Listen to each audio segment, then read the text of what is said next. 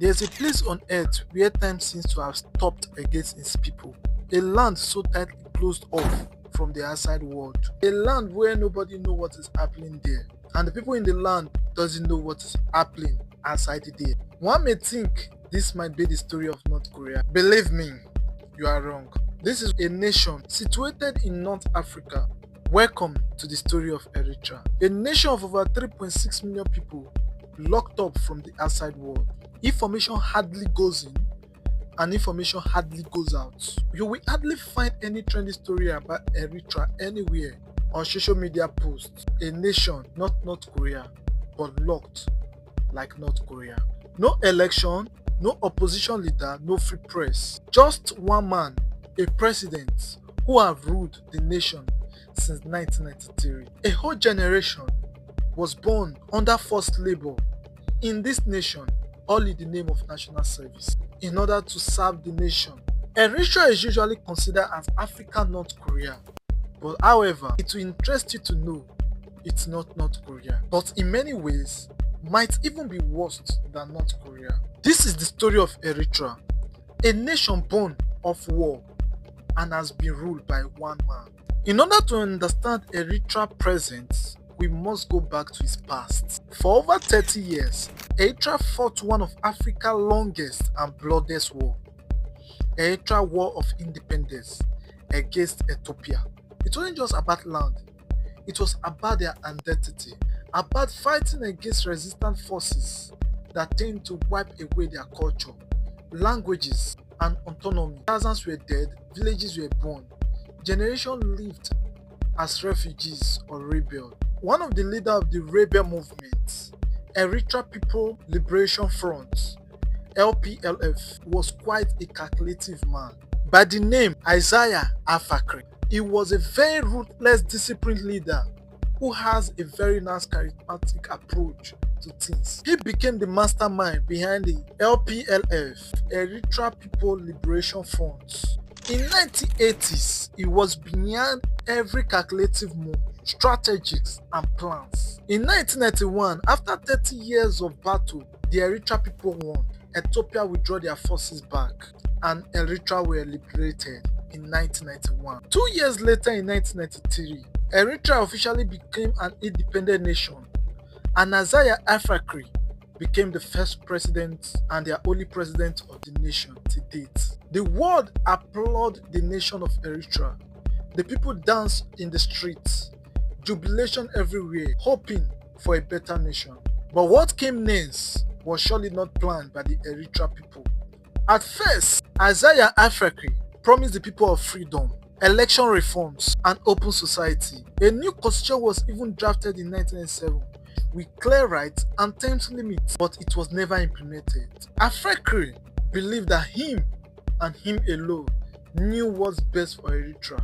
He dissolved all political parties except his own. He banned all media, and slowly he built a system where him was the state. Ministers answered to him, courts served his will. There were no opposition leaders, no parliament to check and balance him. Him alone stood still to rule Eritrea. In 2001, things turned darker. A group of senior officers, known as G15, wrote a letter to Isaias Afwerki demanding for democracy. Afwerki's response was swift. He arrested them without trial, and some were never seen again. Journalists were rounded up, newspapers were shut down, television houses that doesn't serve him were shut down in just a few weeks. Eritrea went from starting a democracy to a total dictatorship. In Eritrea, there is a face every young person fears: Sawa. Sawa is the name of a desert military camp and a symbol of lost youth. When you turn 18 in Eritrea, you are compelled to serve the nation under the name of national service. On paper, you are meant to serve 18 years, but in reality, some people serve for lifetime in disguise. Recruits are forced to work on construction firms, farm, military camps, build government buildings, construct roads, etc. You are meant to work for the government, not as an employee, but as a modern day slave. Many people serve 20 years without release, no freedom, You are just meant to serve the system. Teachers, doctors, engineers, soldiers are all stuck in the system. If you refuse the government's decision, you are thrown into prison, tortured, or disappearance. Families are broken, youths are traumatized, mental health collapse. The UN call it forced labor at a full-scale level, but the world stay quiet. Imagine a nation where you need government permits to travel to another city or state. Internet access is strictly controlled. There are no newspaper, just government propaganda. What the government wants you to see. Religion is strictly monitored, and unapproved church are usually raided. Speaking out is very dangerous. Even speaking or joking about the president can get you life sentence in jail. Many Eritrea will tell you they don't even trust their next door neighbor because they might be a government informant. Prison conditions are brutal.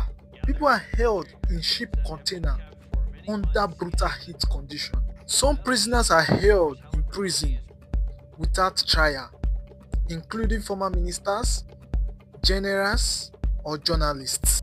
Anyone can be put in prison just for speaking up or thinking to speak up.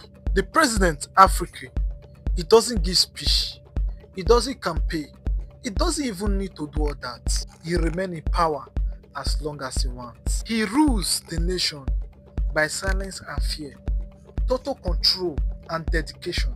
Every year, thousands of Eritrea flee the nation, many of which are teenagers who don't want to be held captive by the situation of the nation.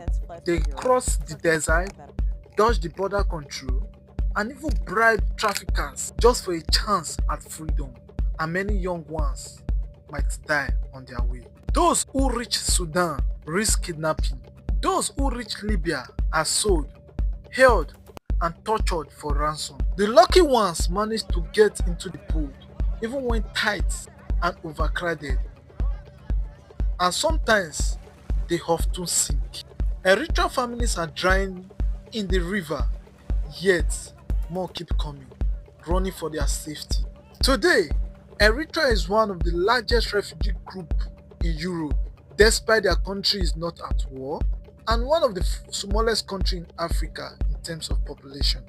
Yet, they are one of the largest in Europe. They are not fleeing from bomb, but fleeing from slavery. Isaias Afwerki is 79 years old, yet he has no vice president, no successor, no transition plan.